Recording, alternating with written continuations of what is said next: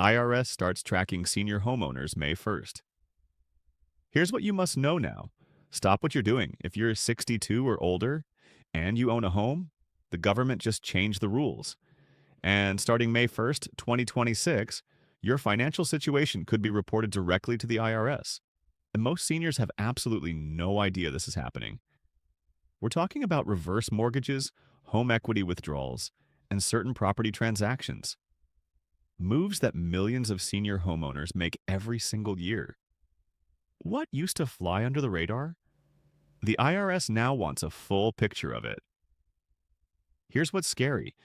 If you're not prepared, this could trigger an unexpected tax bill, affect your Medicare premiums, or even reduce your Social Security benefits, all without a single warning letter arriving at your door first. Now, the good news. There are completely legal ways to protect yourself. Seniors who know these rules in advance can avoid the penalties entirely, but the window is closing fast. And if you wait until after May 1st, it may already be too late to act. In this guide, I'm going to break down exactly what's changing, who it affects, what the IRS is now tracking, and the 3 steps you should take right now to protect your home, your income, and your retirement. Let's get into it. The ROS. What's actually changing? On May the 1st, 2026. For decades, senior homeowners in the United States have enjoyed certain financial advantages that most working-age Americans don't have access to. You've paid into your home for years, sometimes your entire adult life. You've built up equity, you've watched that investment grow, and for many of you, that home is your single biggest financial asset. It's your nest egg, it's your retirement cushion. And historically, tapping into that asset through things like reverse mortgages, home equity lines of credit, or property sales has been a relatively private matter between you, your lender, and your real estate attorney. That's changing. Starting May the 1st, 2026, certain financial transactions tied to senior homeowners are now required to be reported directly to the Internal Revenue Service. Now, what kinds of transactions are we talking about? That's the first question everyone asks, and it's the right one. The new reporting rules primarily target 3 categories of financial activity. 1. Reverse mortgage disbursements, specifically the lump sum payouts and the monthly payment streams that seniors receive when they tap into their home equity through a home equity conversion mortgage, HECM, which is the most common type of reverse mortgage insured by the federal government. 2. Home equity loans and home equity lines of credit, HELOCs, where the borrower is over the age of 62 and the loan exceeds a certain threshold amount. 3. Property sales, where the seller is a senior homeowner and the transaction generates what the IRS classifies as a reportable gain or income event. Now, this doesn't mean every single home sale or every single reverse mortgage is automatically going to create a tax problem for you. But it does mean that these transactions are now being flagged and reported in a way they weren't before. And that distinction matters enormously. Why this is happening now? Let me explain why this is happening, because understanding the why helps you understand just how seriously the government is taking this. Over the past several years, the IRS has been conducting extensive data analysis on tax compliance gaps across different age and income groups. And what they found was significant. A substantial portion of senior homeowners who were receiving large sums of money from their home equity through reverse mortgages, property sales, or equity loans were not properly accounting for the tax implications of those transactions on their federal returns. In some cases, this was an honest mistake. People genuinely didn't know that certain proceeds could trigger taxable events. In other cases, the gap was more deliberate. Either way, the federal government determined that it was losing Peak's billions of dollars in uncollected revenue every year, and that senior homeowners represented one of the most underreported demographic segments in the entire tax system. The response was to implement a mandatory lender and SIRA reporting, meaning the financial institutions that handle your reverse mortgage, your home equity loan, or your property closing are now legally required to file a disclosure with the IRS every single time one of these transactions occurs with a senior borrower. In plain terms, the information about your transaction that used to stay between you and your lender is now going directly to the federal government. This is a big deal, and here's why. The IRS receives the report. First, they have the data before you even file your tax return. So if there's a discrepancy between what your lender reported and what you claimed on your taxes, even if that discrepancy is completely innocent and the result of a simple misunderstanding, it can trigger a new automatic audit flag. And once you're flagged, you're now in a situation where you have to prove that everything is in order rather than the IRS having to prove it isn't. That shift in burden is enormously significant for anyone who isn't prepared for it.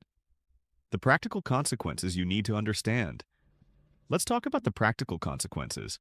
Let's say you took out a reverse mortgage 5 years ago and you've been receiving monthly payments ever since. Under the old system, your lender was sending you money, you were spending it. And as long as you didn't have a tax advisor specifically looking for these issues, it was easy to overlook the potential tax implications. Under the new system, your lender files a report with the IRS detailing the total amount you received in disbursements during the tax year. The IRS now has a number when you file your taxes or when your tax preparer files them. If that number doesn't appear somewhere on your return in a way the IRS finds satisfactory, their automated systems are going to flag the discrepancy. That flag could mean a letter asking for clarification. It could mean an audit. And if the audit reveals an underpayment of taxes, it could mean penalties, back taxes, and interest charges, sometimes going back multiple years. Now here's where it gets even more nuanced, and this is critical for you to understand. Reverse mortgage proceeds themselves are generally not taxable income. Let me say that again clearly. In most cases, the money you receive from a reverse mortgage is not classified as taxable income because it's essentially a loan against your home equity. However, and this is a significant however, the IRS doesn't just look at the disbursements in isolation. When they receive a report that a senior homeowner has been receiving substantial sums of money from their home, they also look at the broader financial picture. They look at whether you've been receiving Social Security benefits and whether those benefits have been properly calculated. They look at whether your Medicare Part B or Part D premiums should have been adjusted based on your income. They look at whether you've claimed any deductions that might be affected by your home's financial status, and they look at whether any interest deductions related to your reverse mortgage or home equity loan were properly handled. Any one of these areas can become a problem if your paperwork isn't exactly right. And the new mandatory reporting system means the IRS now has more data points to cross-reference than ever before. Home sales, where most seniors get caught. Let's talk specifically about home sales because this is an area where a lot of seniors get into serious trouble without even realizing it. Under current tax law, if you sell your primary residence and you've lived there for at least 2 of the last 5 years, you can exclude up to the $250,000 of profit from your taxable income. If you're married and filing jointly, that exclusion goes up to $500,000. That's a significant benefit, and most homeowners are aware of it in a general sense. But here's what many people don't fully understand. The exclusion only applies to your primary residence, and there are specific rules about how the gain is calculated. If you've made improvements to your home over the years, those improvements can increase what's called your cost basis, which reduces your taxable gain, but you have to have documentation of those improvements. You have to be able to prove what you spent. And under the new reporting rules, when your real estate closing agent files their report with the IRS is going to know the full sale price. If your taxable gain appears to exceed the exclusion, and you don't have proper documentation of your cost basis and your eligible expenses, you could end up with a much larger tax bill than you expected. Or worse, a tax bill you had no idea was coming. This is the scenario that financial advisors are most worried about when it comes to the new reporting rules. Not that seniors are doing something wrong intentionally, but that they simply don't have their paperwork in order. Think about it practically. If you bought your home in 1985 for $85,000 and you're selling it today for $680,000, you've got a gain of nearly $600,000. After your $250,000 exclusion, or $500,000 if you're married, you could be looking at anywhere from $100,000 to $350,000 in taxable gain, depending on your filing status and your documented cost basis. Now, if you've renovated your kitchen twice, added a deck, replaced the roof, updated the bathrooms, and put in new flooring over the past 40 years, all of those improvements can add to your cost basis and reduce your taxable gain significantly. But you have to have records, receipts, contractor invoices, bank statements showing the payments. Without documentation, the IRS is going to use the numbers they have from the closing report, and the tax bill could be stunning. How this affects your Social Security benefits. Let's move on to Social Security because this is the area that surprises seniors the most. Most people know that if you work while collecting Social Security benefits before your full retirement age, you may have some of your benefits withheld temporarily.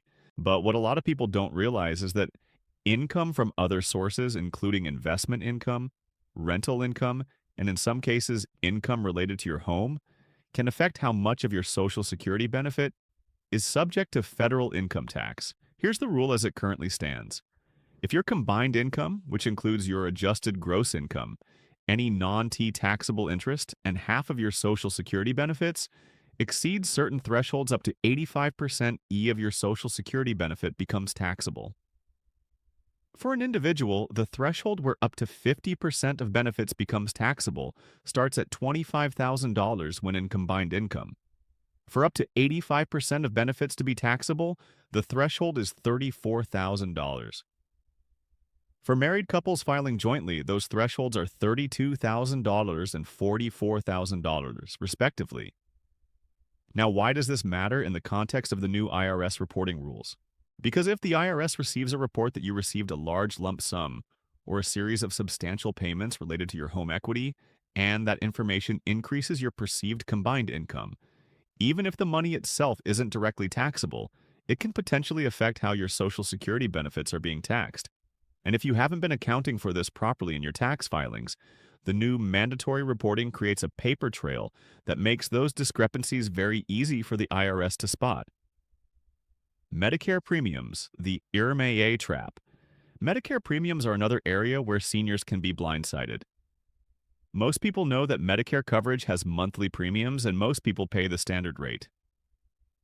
What a lot of people don't know is that if your income exceeds certain thresholds, your Medicare Part B and Part D premiums can increase substantially under a provision called the Income-Related Monthly Adjustment Amount. The income threshold calculations for IRMA are based on your modified adjusted gross income from 2 years prior. So if you had a big income year in 2024, maybe from a home sale, a large HELOC withdrawal, or some other transaction, your Medicare premiums in 2026 could be significantly higher than you expected. Under the new mandatory IRS reporting rules, the federal agencies that administer Medicare will have more accurate data about income events tied to senior homeowners, which means it becomes much harder to fly under the radar when one of these income-affecting transactions occurs. If your premiums go up and you weren't expecting it, that's money coming out of your fixed retirement income every single month. For someone on a tight budget, that can be a genuine hardship. 3 steps to protect yourself right now. Now, I promised you that we'd talk about protection, and that's exactly what we're going to do now. Because everything I've told you up to this point is the problem side of the equation. The solution side is actually more manageable than you might think, but only if you act in advance before these reporting rules create a situation you're trying to undo rather than prevent. Step 1. Meet with a tax professional who specializes in seniors. The single most important thing you can do right now, and I mean this week, not next month, is to schedule a meeting with a tax professional who has specific experience working with seniors and retirement income. Not just a general tax preparer who handles your returns every April, a tax professional who understands the intersection of home equity, Social Security, Medicare, and federal reporting requirements. This distinction matters. A lot of general tax preparers are excellent at what they do for the average working person, but the financial picture for a senior homeowner is genuinely more complex, and you need someone who navigates that complexity regularly. When you sit down with that professional, you want to bring several things with you: your purchase documentation for your home, records of any major improvements you've made over the years, your most recent reverse mortgage or HELOC statements, if you have either of those, your last 2 years of tax returns, any statements from Social Security or Medicare that you've received recently. That package of information gives your tax advisor the full picture they need to identify any potential vulnerabilities in your situation before the IRS reporting system puts a spotlight on them. Step 2. Get your home improvement documentation in order. The second protective step is to get your home improvement documentation in order right now. If you've owned your home for 10, 20, 30, or 40 years, you've almost certainly made improvements that qualify as cost-basis additions. The problem is that the older those receipts and invoices are, the harder they are to find. Some of them may be in folders you haven't opened in years. Some may be in storage. Some may have been digital purchases that you can pull up in old email accounts or online banking records. Start gathering those documents now. If you've lost the original paperwork for older improvements, your contractor might still have records. Your local building permit office may have records of permitted renovations. Your homeowner's insurance records may show when significant systems like your roof or HVAC were replaced. Any documentation is better than none, and even partial documentation can meaningfully reduce your taxable gain when you eventually sell. Dust error. Step 3.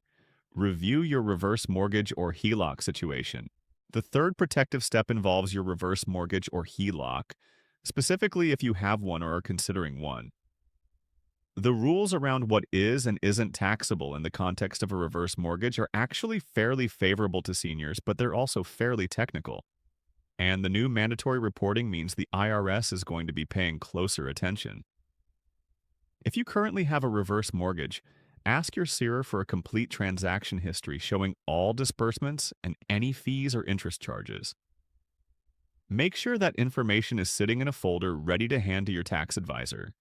If you're considering a reverse mortgage, now is an excellent time to consult with a tax advisor before you sign anything, so that you understand the full financial picture and can structure the arrangement in a way that minimizes any unexpected tax consequences down the road.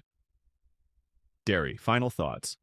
The new mandatory IRS reporting rules for senior homeowners starting May the 1st, 2026 are real. They are significant, and they're going to change the way the federal government sees your home equity transactions. Reverse mortgages, home equity loans, and certain property sales are now going to generate automatic reports to the IRS. But here's the good news. If you understand the rules, if you get your documentation in order, and if you work with a qualified tax professional, you can navigate this without fear, without surprise, and without overpaying a single dollar. The goal isn't to pay more than you owe. The goal is to understand exactly what you owe. Document it properly and pay it accurately. Nothing more and nothing less. You have a window right now, a window to meet with a tax professional, review your situation, identify any gaps, and address them proactively. Once that window closes, once the mandatory reporting starts generating a live feed of data to the IRS, the dynamic shifts. Instead of proactively managing your tax situation, you're potentially reacting to inquiries you didn't see coming. The proactive approach is always better, always less stressful, and almost always less expensive than the reactive one. Subscribe this channel for more latest valuable content and updates.